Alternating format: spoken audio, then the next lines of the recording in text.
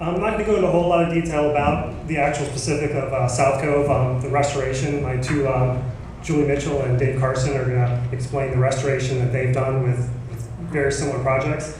I'm going to kind of talk more about the obstacles that we faced during South Cove, project acceptance, permitting and legal challenges, and cost effective per acre.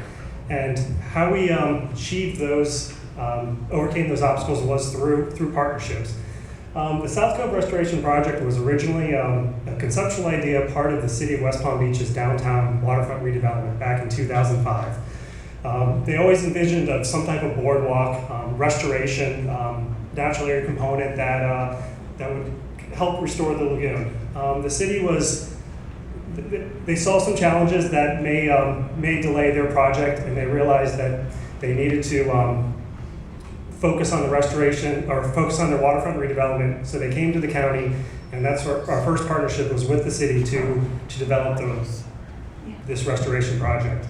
Just a brief part of the problem was this was a deep dredged hole. It was 20 foot deep. It was a result of the 1960s expansion of Flagler Drive. In the 60s, permitting regulations were a little bit relaxed, and you could dredge material kind of anywhere you needed to. Part of this problem is deep dredge holes accumulate muck. We estimated there were 60,000 cubic yards of this muck sediment in the bottom of this hole, anywhere from 6 to 10 foot deep.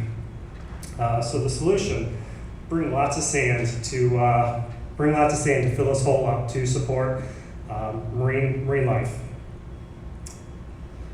So result is a 556 foot boardwalk, 6 acres of habitat restoration, with 2 acres of that being intertidal mangrove and spartina habitat, 3 acres of seagrass habitat that you do not see around the outside, and approximately just under an acre of rock habitat that's not only oyster reef but artificial reef, and it also stabilizes those islands. The first obstacle that we came across was public acceptance, or public misconception, I should say. The adjacent property owners, you can do it, but just not here, somewhere else, not in my backyard. And we do hear that a lot with various restoration projects that we do try to implement. Some of their biggest concerns, view. You're going to take away my view. I think one thing we heard was, in the morning I wake up and it's the sun shining off the South Cove area is like Picasso. So how dare I, interrupt that? Property values. It's going to attract thousands of people. School kids are going to be drawn to this area. Busloads of kids. Where are they going to use the restrooms? They're not going to be able to put docks there in the future. So these are all concerns that we heard. We heard if you take away the mangrove islands, the planters, the boardwalk, we'll approve this project. Well, those were the 3 main components of this project that was the most beneficial and influential for restoration for this site. How do we achieve this? Through perseverance. We took a proactive approach.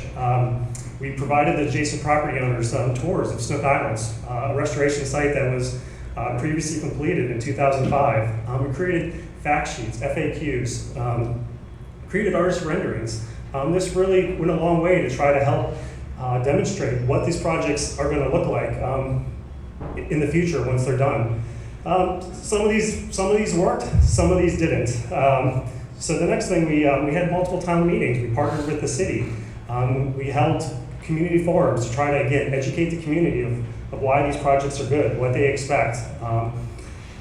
The next step we did was the City of West Palm Beach is a little, I wouldn't say different, but they have multiple neighborhood home associations. And those neighborhood home associations they are very powerful with the city commission and their city. So we went out, we took a proactive approach, and we met with those groups. Resulting of meeting with those groups, we received over 40 letters of support and a full commission chamber full of residents supporting this project. And today, that is one of the reasons this project has been completed. The next obstacle is permitting. Well, maybe not so much permitting, more or less the legal challenges associated with permitting. We had to demonstrate that this project met the ERP permitting criteria rules. We went back and forth on forms of authorization and riparian rights. So the next partnership we formed was with DEP. The county and DEP lawyers worked together to defend the issuance of the South Cove environmental resource permit. We spent probably about a year in the permitting phase.